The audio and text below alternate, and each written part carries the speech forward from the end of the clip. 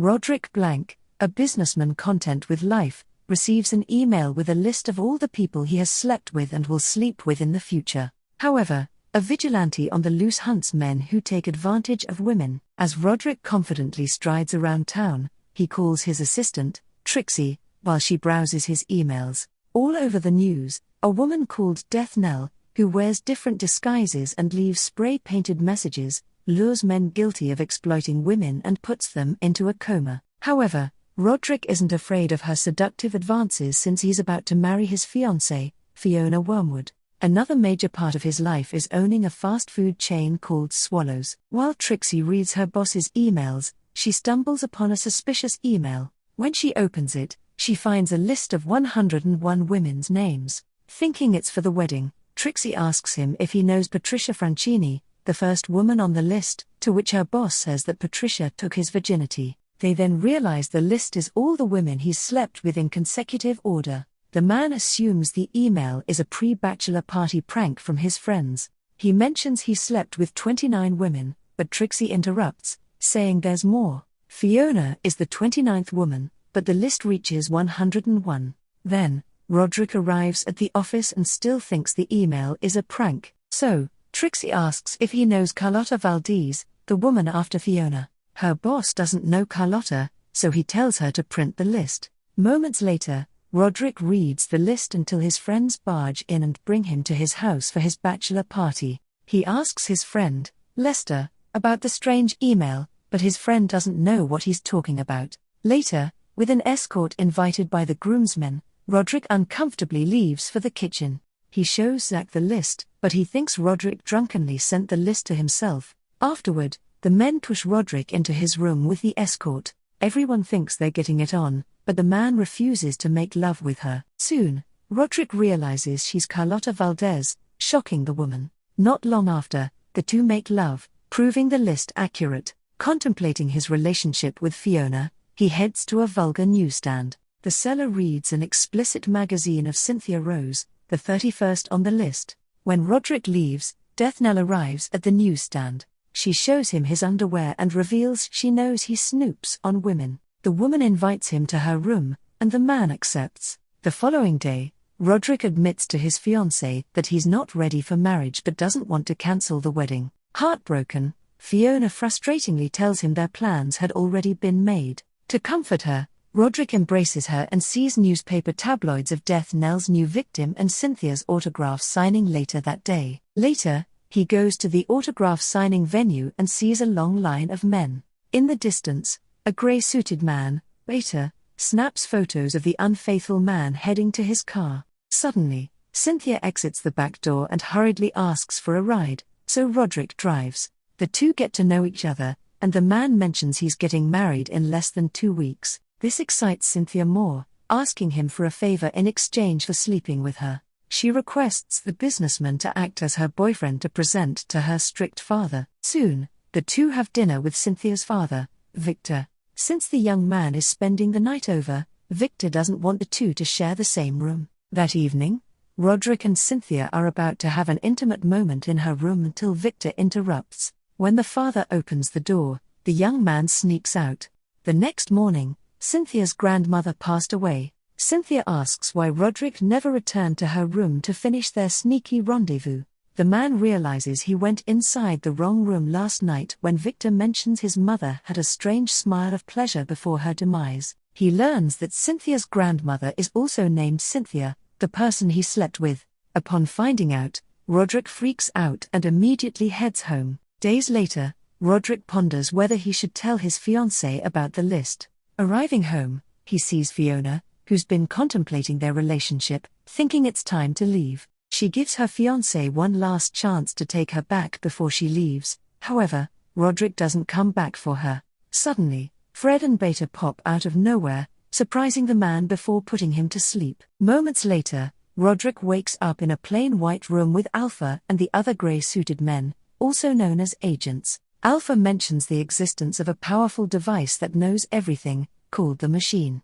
Last week, the Machine sent 2,900 emails of the date of the recipient's death, except for Roderick. Alpha then warns the man not to reveal anything about the Machine because it can cause panic and chaos. Before the businessman leaves, Alpha instructs him to get rid of the list. That night, Roderick goes to a bar and meets Greta Samsa, the 32nd on the list. Soon, the two have a pleasurable time together. The businessman spends his days at places where he expects to meet the women on his list and successfully sleeps with them, crossing out more names. At Swallows, the cashier, Alexis Delarge, reveals she knows Roderick because she's studying about the restaurant for her business class. Knowing she's the 37th on his list, they spend an intimate moment together. Over the months, Roderick reached from 29 to 62 women on his list.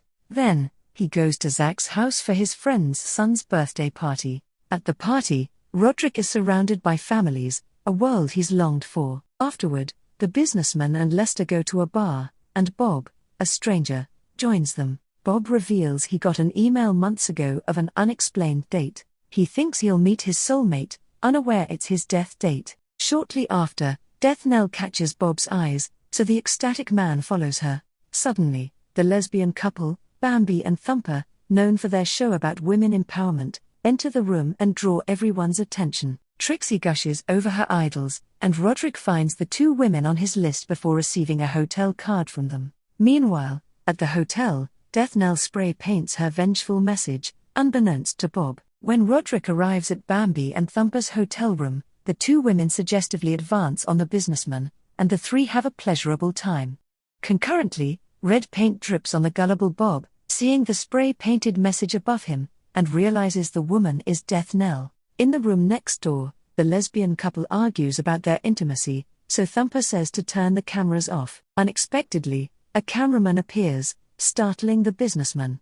Thumper reveals that this was part of their show all along. In the other room, just as Death Knell is about to put Bob in a comatose with a powdered sleep-inducing substance, the fearful man tries persuading her not to kill him. This angers the woman as she slowly approaches. While he backs away, Bob meets his demise when he suddenly falls off the balcony. The next day, Roderick goes to work and apologizes to Trixie on the phone for making love with her two idols. Trixie arrives and advises him to bury the list because he's meddling with the forces of nature.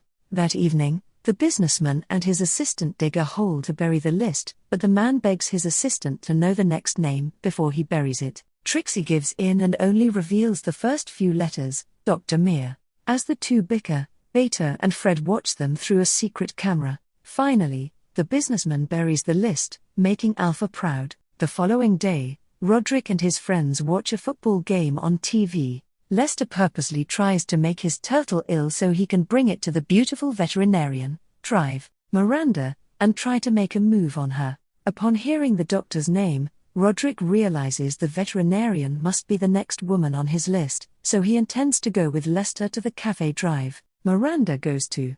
Later, Roderick goes to the cafe and sees Dr. Miranda across from him. After witnessing the businessman struggle to open his bottle, the doctor helps him. She questions why he was staring at her and the two have a conversation. Attracted to the man's charms, Miranda admits that she just got out of a relationship, just like him. So, the two vow not to fall in love with each other, and they get to know more about each other. Surprisingly, they get along well, sharing the same interests and humor. Roderick contemplates his friendship with Miranda, realizing it could be love. At the businessman's home, Roderick kisses Miranda, who avoids his advances. She admits she doesn't want to rush sleeping together. Roderick's friends constantly bug him about whether he's slept with the doctor yet. One night, Miranda and the businessman have a date at a bar until the doctor points to a man she slept with 2 weeks ago. Bewildered, Roderick knows she's sleeping with others except him. Despite their close bond, the doctor flirts with other men except the businessman.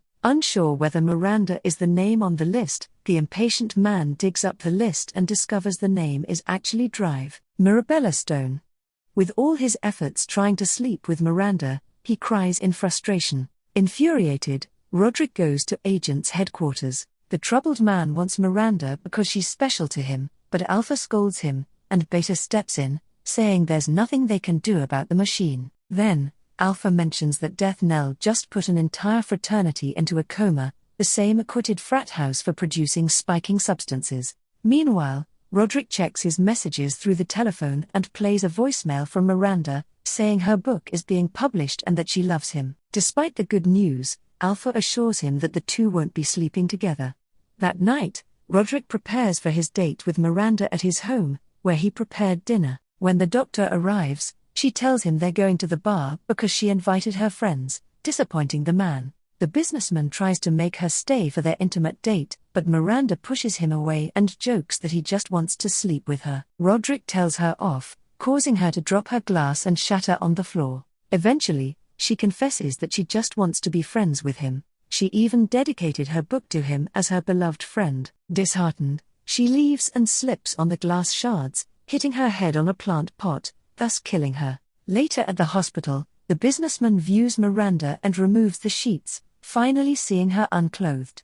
He unbuckles his belt, wanting to prove the list wrong until he glances at her anklet and takes it. Upon leaving, a doctor comforts him, and he sees her name is Drive Mirabella Stone, the name on the list. The following morning, Roderick wakes up from a one-night stand with Mirabella. The businessman spends his days at the bar, waiting for his sexual encounters and doing the deed. Disheveled and tired, he decides to book a trip to Europe since the remaining women's last names are foreign, but he immediately dumps the plan. Afterward, he calls the 80th woman on the list, and they agree to meet. At the bar, Hope Hartlight, a self-help book author, warmly greets Roderick. Although he wasn't attracted to her, it made him easily move on after sleeping with her. On the other hand, Hope is a good listener, and they get to know each other more. Soon, Roderick's friends meet Hope, and the couple eventually makes it to their 1-month anniversary. Unfortunately, after a couple of weeks, the two separated. At work,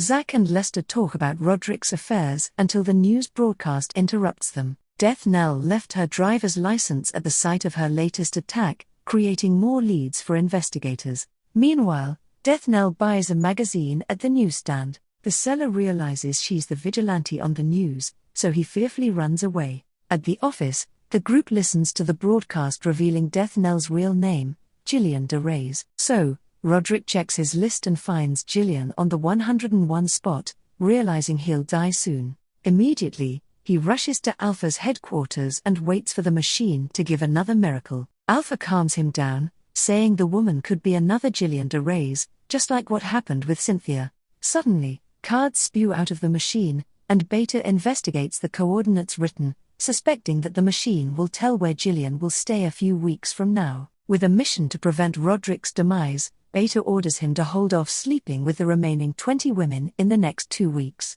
In addition, Alpha advises the businessman to start a new hobby. To cheer up Roderick, he gives him one question in the universe that he can ask. Roderick wonders how many planets with life are in the entire universe, to which Alpha replies 11. Before the troubled man leaves, Alpha reminds him that he has 20 human shields between him and Gillian and to not sleep with them for better chances of survival. In the next few days, Roderick tries different hobbies to distract himself. He decides to go on a bike ride, but unluckily, he gets into an accident. During the accident, when Roderick was left injured on the track, a bus from a religious all-women college found him. Instead of helping him, the women took it as a sign to help themselves and end their virginity with the injured Roderick. This unfortunate event shortens his list down to 2 women left. On the brighter side, Roderick decides to marry the 100th woman on the list, Ethel Walters. Zach questions who the bus driver was, and Roderick realizes Ethel was the bus driver, who also had a pleasurable moment with him. The next day, Trixie knocks on a paranoid Roderick's door, who barricaded himself inside his home now that Gillian is the last on his list. Trixie booked him a flight to Australia because she found another Gillian DeRays. She throws him an article about Gillian, a marine biologist. The businessman thinks the biologist is unattractive, leaving him unmotivated to go to Australia. He then thanks his assistant, falls asleep and awakens from a call from Fred. Fred confirms that Death Knell will be at the Mayfair Hotel while Beta spies inside the vigilante's room. Furthermore, Fred theorizes a loophole, which is Roderick's exes. The list doesn't repeat the same name, even though Roderick slept with the same woman more than once. With this, Fred and Beta suggest sleeping with his exes, but Alpha intervenes, assuring that they'll capture Death Knell, and reminds him not to leave his house before ending the call. Afterward, the bothered man notices a light reflecting on his face. He traces it toward the junk, seeing all the items from his previous affairs. In an attempt to change his destiny, Roderick goes to the hotel and mistakes a woman for Death Knell. Her friends, who idolize the vigilante, chase the man down the street, so he heads into a diner. There, he meets Death Knell and reveals the agent's plan to get her. The vigilante knows Roderick and his many affairs, who's aware that she's Death Knell. The two sit together, and she hands him a pill that will put him in a coma. He sets it aside, and the two get to know each other. Gillian studied poetry and chemistry, and Roderick commends the writings she spray paints on her victims' walls. Before Gillian could graduate, her husband constantly forced her to wear costumes for their sensual moments, but it eventually felt suffocating. Suddenly, they hear police sirens, so Gillian sits beside the businessman. She admits that her husband would hit her, but at the time, she didn't complain nor question why because he was her husband. When Gillian wrote her poem on Valentine's Day, she infuriatingly threw her pencil to the ground,